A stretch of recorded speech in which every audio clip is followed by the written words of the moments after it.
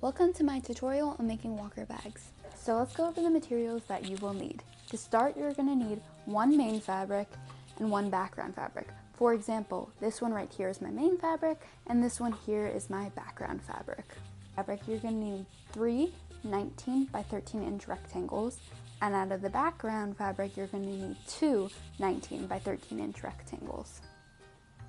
You're going to need 2 4 by 4 inch squares. This can be out of either the background or the main fabric. It doesn't matter. I'm going to be using the main fabric. For the fasteners, if you're going to use Velcro like me, you're going to need 4 3 by 4 pieces. It could be any fabric. I'm going to be using the background fabric. And then you're also going to need 1.5 inch pieces of Velcro.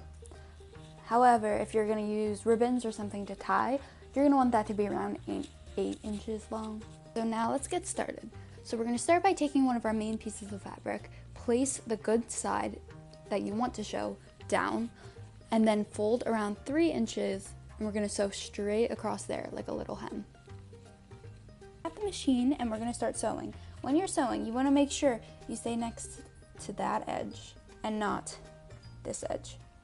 So we're just going to get started, and we're going to sew all the way down there. Put that aside, and now we have our 2 4 by 4 pieces. You're going to fold them together, and you're going to make sure your good sides are together. So the side you don't want to see in the end is facing out toward you now. And we're just going to sew straight down that free edge, not the folded edge. All sewed, and now you're going to flip them to the good side. Okay, those are all flipped. They should look like this. And now if you're doing Velcro like me, you're going to go ahead and you're going to sew your 3 by 4 pieces the same exact way. I'll come back when I'm done with that. Okay, that's all done. Now I'm going to be sewing the Velcro on. I'll come back when I'm done with that. The Velcro should look like when it's done, just like that. You're going to take one of your main fabrics and you're going to lay it so the good side is facing you, and then you're going to take the fabric where we hemmed over that piece and you're also going to lay that on top, and you're going to make sure that it is facing you and that it's lined up on all the edges. Okay, so now this is where if you were using ribbon or a long strip of fabric, you would use that. I'm using Velcro, so I'm going to take my Velcro pieces and on the bottom corners I'm going to lay them facing up and in, so just like that. We'll leave those around there, and I'm just going to put some clips on so they stay in place. Take these pieces, if you remember these were your 4 by 4 pieces, and you're just going to place them down facing in right near the top corners. So you're going to take one of your background pieces, you're going to lay it on top and make sure it matches around all the edges. I'm going to be putting clips around, but you can also put pins in. I put some clips all the way around, and now in the center top, I'm just going to make 2 lines, and I'm going to make sure I leave that part open and I don't sew across that area, because that's where I'm going to be flipping the walker bag to the right side.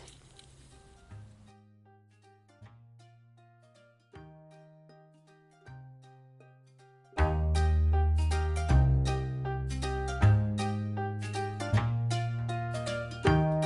now that it is sewn all the way around, we are going to flip it to the good side.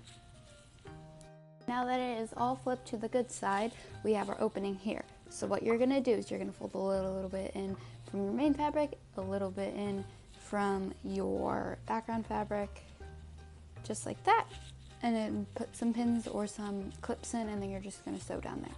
I'll come back when I'm done with that. So now that you see we have a big pocket here, we are going to divide that into a smaller one. Luckily my fabric has lines, so I'm just going to go straight down there, but you can also mark your own line using chalk or marker, whatever works best for you. So I'm just going to sew straight down there. Just sewed it, and now you can see that it is, instead of one big pocket, it's 2 smaller ones. Let's put this aside and we'll get started on the next step.